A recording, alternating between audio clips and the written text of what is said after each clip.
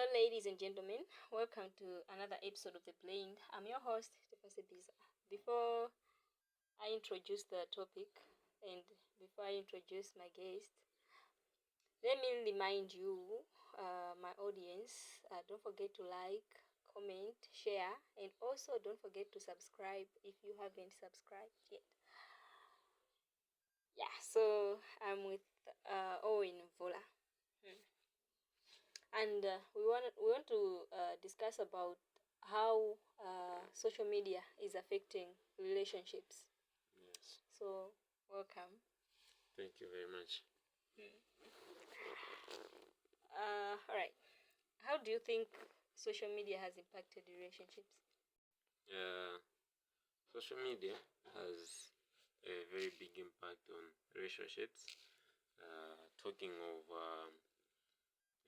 relationships in terms of friendships, business-wise, you talk of family-wise, it has had a very big impact on it. It has impacted in a positive way and also in a negative way. In a positive way, in a way that it has enhanced communication. People easily communicate through social media. You talk of Facebook, WhatsApp, TikTok, Instagram, Twitter. You can easily communicate, and the one you're communicating to will easily find the message that you want to send to them. And you can also easily get feedback from whoever you want to contact. So yes, social media has impacted relationships in a positive way, in the way that I've just explained. It can also impact. It has also impacted relationships negatively, more especially when we have cases whereby social media accounts have been hacked. You find out that maybe the one who has hacked is busy trying to ruin your relationship, sending unnecessary things, thereby the recipient will feel like or sending things that will end up or offending the recipient. So to some extent, it has also impacted the relationships negatively. Can social media enhance or harm relationships? It can go in both ways. It can enhance relationships in a way that people will communicate freely and easily than maybe the way they can communicate face to face. Because we can talk of distance. People can communicate while they're in different countries or in different locations. That means when they do that, they'll be able to stay in touch, and that keeps them connected. It has also harmed relationships in a way that, sometimes people use social media as just a platform that they will have fun. Something that they don't have to take serious. So maybe some people get to post things that are necessary, maybe some things that will end up harming people and what have you. So when that happens, people easily get offended. And also it can happen that maybe you're communicating in different zones. Everyone has their own feelings in their mind, and they'll be like, I can say whatever I can say because this person is not close to me. Even if I can harm him, there's nothing that he can do. By that, they end up maybe deteriorating in their relationship, or maybe their relationships get hurt or harmed. So, how has social media changed the way we communicate? It has changed a lot. As I said, that even people who are in different locations will be able to communicate. It's very different from back then when we never had social media. People, when you want to communicate to someone, you had to write letters, send them through post offices and what have you. It's a long process for someone to receive the message that you want to send to them. It used to take lots of days. Well, nowadays, you can easily communicate in a way that you just send a message to someone and they'll be able to see it at that very moment, as far as you are both connected. It has also changed the way you communicate in a way that there are times that maybe you want to communicate to a group of people, maybe at the same time. you'll be able maybe just to write one message, let's say on a group, and then everyone views it. That's the same with you talk of business. You can simply advertise your products on a group, and then people be able to see and appreciate, to say, okay, this client or this customer is selling so things. So yes, it has had a very big impact on relationship and communication. Do you feel like social media has strengthened or weakened your personal relationships? I feel like social media has had effect in both ways, negatively and also positively. It has strengthened relationships. Your relationship. We were coming to personal relationships. So. Oh yes, that's I have to be the reference in the case, right? Yes. Yeah. It has strengthened my relationships in different ways. I would say, for example, first of all, do you feel like social media has strengthened or weakened your relationships?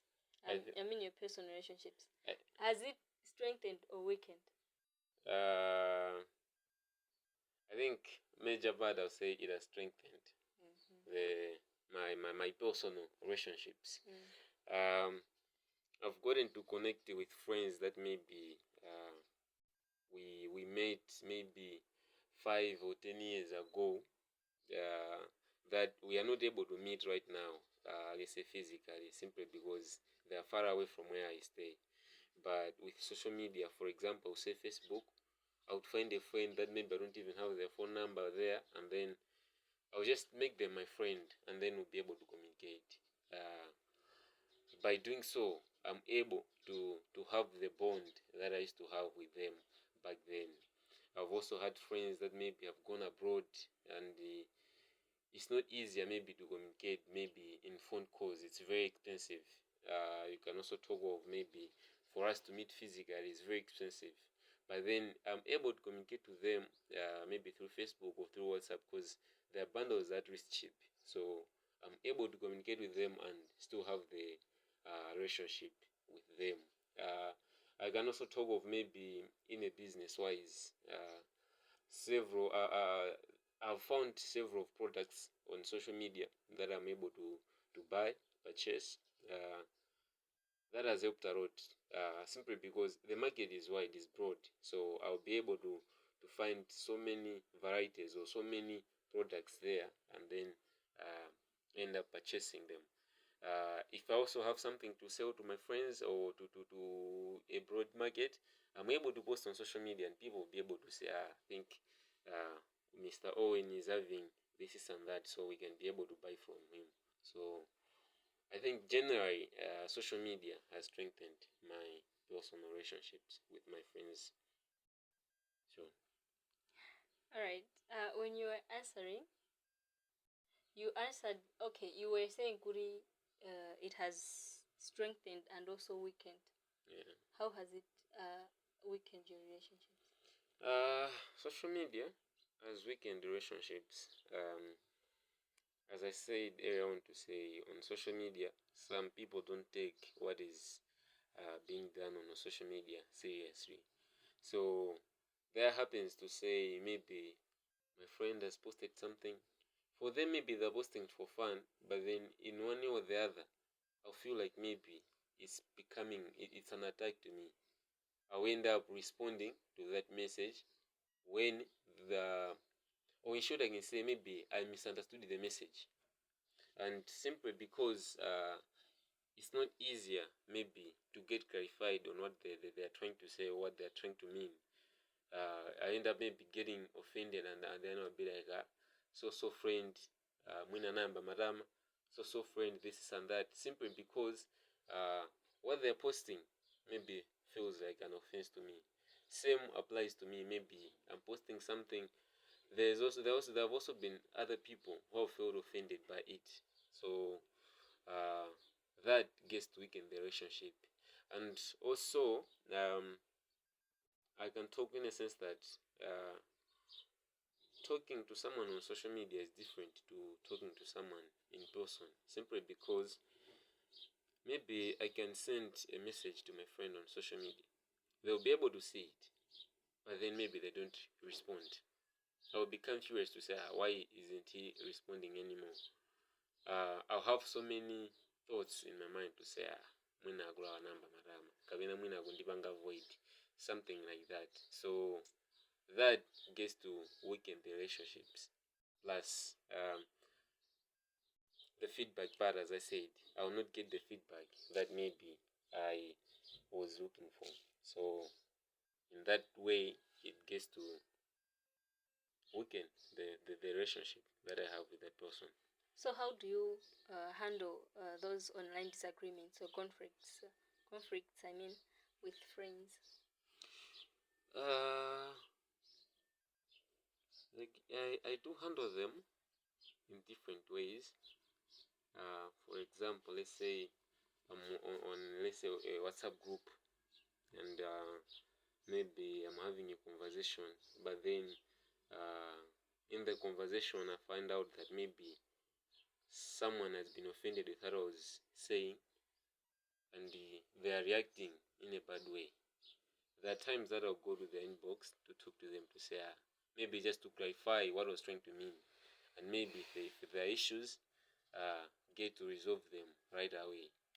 Sometimes when I feel like maybe that's gonna take long, I just maybe give them a phone call and then talk them out.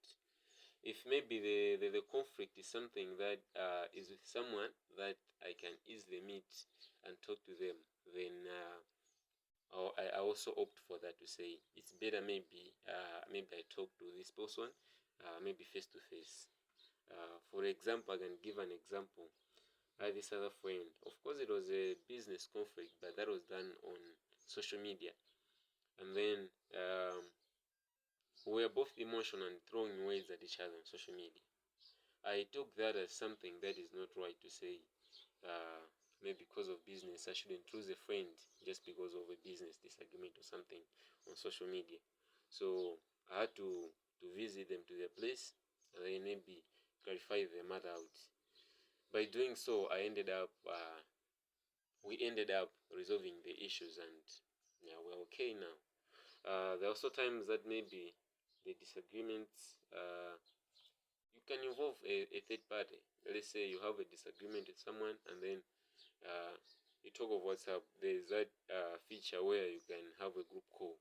So maybe you just call your friend and then add a third party that can help you to resolve the issue. So that helps to resolve the issues on the social media. And sometimes you just go with the rule of maybe agree to disagree, because maybe we're having two different opinions, and then it's being difficult maybe for us to reach to an agreement, to say, okay, I think this is what should be done, or this is this. So we just maybe decide to say, okay, I think you remain with your view and I also remain with my view, and then let's move on with life. Nothing personal. So you can also use a agree to disagree method on social media. All right. As for me, I feel like there is competition on media. Mm-hmm. Yeah. So people will make sure they post things that will look good in the eyes of people. You know, the other people. So they'll make sure to post pictures, good pictures, like everything should be perfect about them. But then, whilst in real life, that's not who they are on social media. Yes, true. So, do you also feel the pressure to present a perfect image on social media? Not really.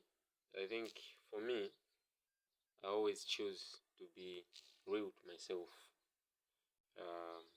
Yes, that's true. And it's very fun, because you'd see someone who's really struggling in life, but then they'll try their best, maybe to look perfect, or maybe to seem as if everything is working for them, everything is fine for them. It's pity because next time maybe when you're asking help, people be like, this one moyo wake kuenda bo amakhakwanga post mwina mapige oneka bo chani uchena, things like those, maybe in places that are very luxurious. And then next time maybe they want to ask for help, people be like, yeah, but they won't even check on you because they'll think everything is fine. It's fine, yeah, that's true. But to me, I think like you always have to be real with life, because social media is just a platform where you have to connect with people maybe who are very far from you, with someone that maybe you cannot be able to communicate face to face or physically. So it doesn't give me that pressure to say I have to look presentable like so the way that person looks on social media.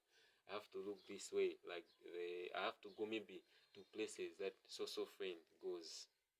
Yeah, of course, to some extent to be like you admire, but then when you find out about them, that's when you get to feel that period to say, I think this is useless.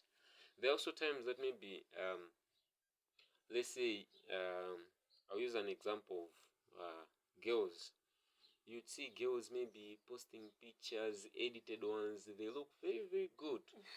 But then yes, they'll prefer to be light skinned on social media. Yeah. And then maybe you get to admire them to say, I think this girl is really pretty. Maybe let me go for her so that she should be my girlfriend or someone. And then it gets to be a disappointment when you meet them in person. The person you meet on social media gets to not be the person that you're meeting physically. So you guys, you first of all go for looks. I mean, I would say looks first and then behavior second. I would say that because the first thing that is going to attract me if I'm meeting you for the first time is the looks. And then as we stay, that's when I'll be able to know about your behavior. So, yeah, most boys first look at the looks and then go for behavior. But then if there's an opportunity to say, you have met someone, maybe you were just friends at first, and then in the process you've gotten to know them better, who they are, their behavior, and what have you. That's when maybe you'd say, I don't matter, I don't care about the looks, but then I think behavior wise this person is good, so you'd rather go for that. Kumano, in cases where you're just meeting someone, like for example meeting someone on social media, the first thing that you'll be attracted to is the looks of that person. After that, when you start knowing them better in real life, that's when you know how to proceed about it. Sure. Yeah, so let's just continue. You were saying when you meet the person, I mean, especially for us girls, we pretend on social media, and then when you guys look at the pictures on social media and you decide to meet that person in person, you get disappointed, right? Yes, yes, that's true. So do you stop there or you still go on social media searching? Actually, this can depend on everyone, but on my perspective, I would say it's not guaranteed where you might meet someone maybe that you want to spend a life with, or maybe that you have or that you want to have a bond with. Okay, you can. There are some who would say maybe in real life I'm shy, maybe to stop a girl and then talk to them, and then they always prefer to go on social media.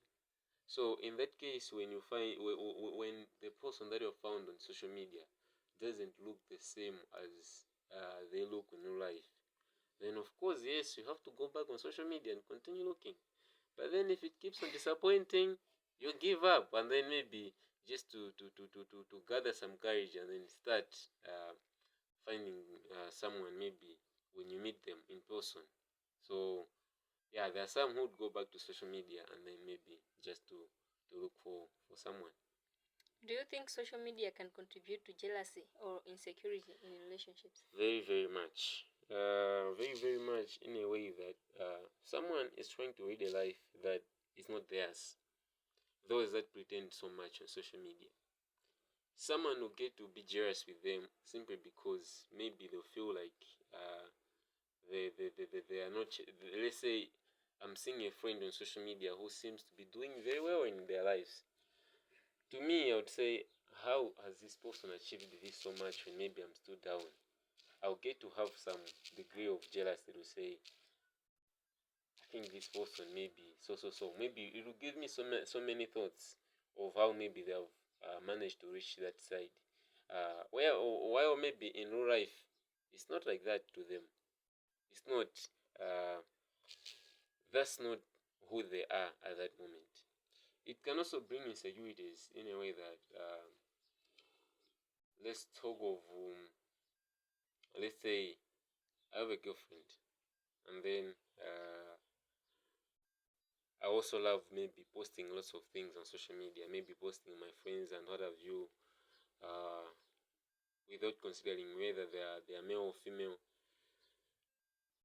When I post the let's say female friends 2 or 3 times, obviously my girlfriend will start being jealous to say, I will start having that insecurity to say, if this person just posts everything or everyone on social media, how can I trust them to say they're not cheating on me?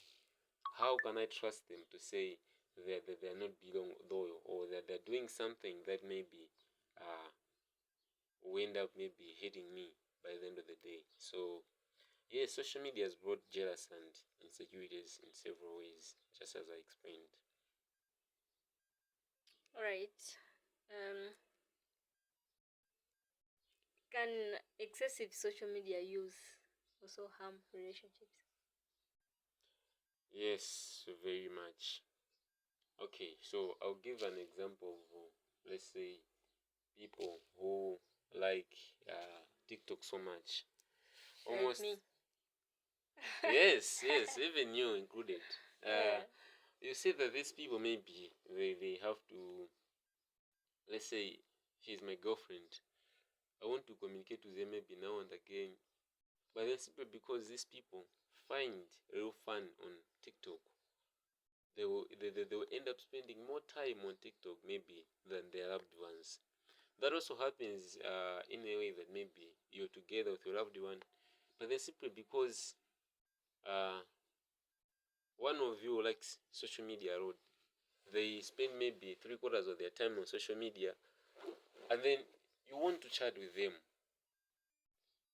It will not be possible simply because their mind and their concentration, their attention is on social media, and that gets to harm the relationships to say you don't have that chance to communicate, even if you're still together, like face to face, when you're together physically. So yes, excessive use of social media can harm relationships. And also on social media, there are things, offensive things that can be found there. Let me talk about an example of, let's say, nudity. Uh, you get to find maybe those things on social media, and sometimes it can happen that you find nudes of someone you know.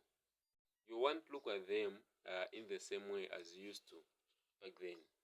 So you'd see that the exposure to those things will end up harming you, to say you won't be able to have the relationship that you used to have, because you get to judge them to say, if this person posts this on social media, then you won't have respect for them.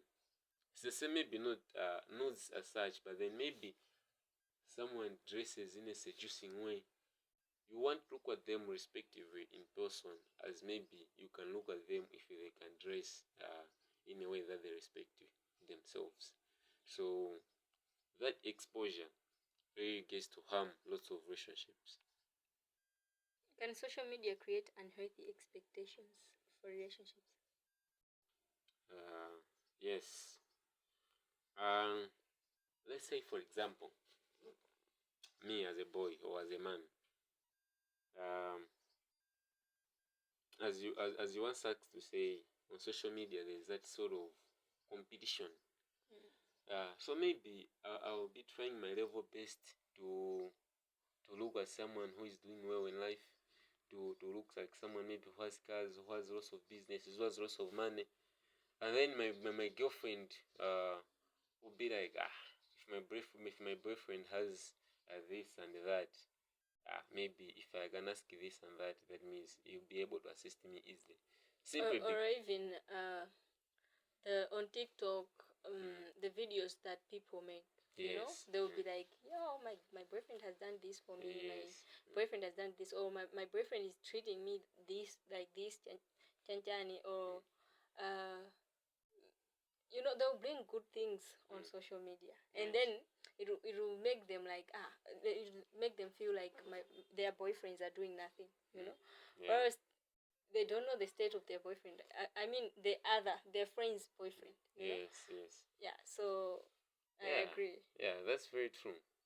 Yeah, that goes back to competitions. Yes. You'd say that maybe on your friend's girlfriend's birthday, maybe they're being taken to places like various places, they're being bought lots of gifts.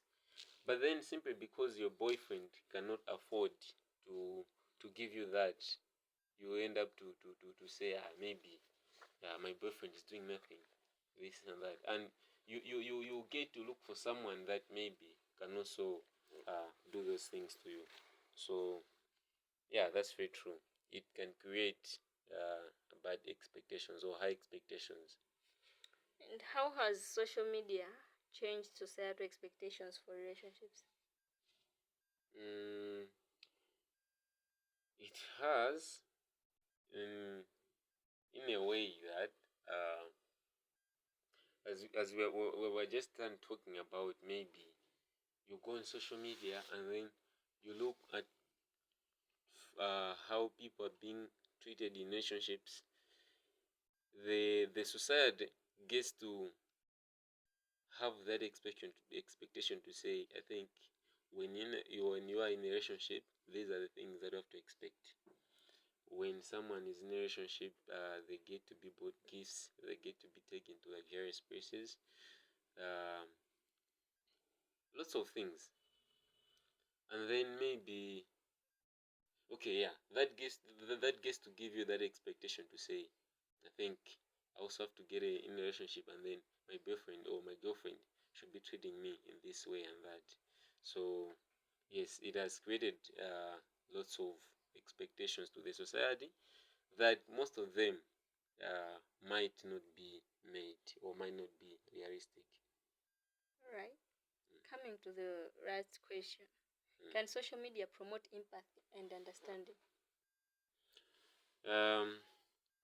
Yes, it can. In a way that I would take it maybe from an angle where, let's say, in an academic way, maybe you're trying to understand something academically, you're having difficulties maybe on yourself to understand it. There are lots of platforms on social media that you can find that will help you get the full insight of what you're trying to understand. Let's say you have a question that you got asked in class, you try to go and read it in the books, you haven't found the answers. You get on the social media, you can ask friends on social media, they'll get to clarify to you, and then you get to be told what it is. You can also talk of the introduction of Meta AI on WhatsApp. You can ask any question that you want, and it gives you the insight of what you're trying to understand. So yes, social media has helped in improving the understanding of matters. All right. Thank you so much for coming on the show. Thank you. Is it a show? Nah, it is a podcast. Yeah. What is it a show? Okay, Yeah, thank you so much for coming on the podcast. And thank you for hosting me. I'm glad. Yeah, so this is the end of this episode. Yeah, so we have talked of a lot of things. Yeah, a lot of things, Yeah, so I think you need to listen to it. And don't forget to like, subscribe, comment, and share. and share. Yes, so until the next episode. Bye.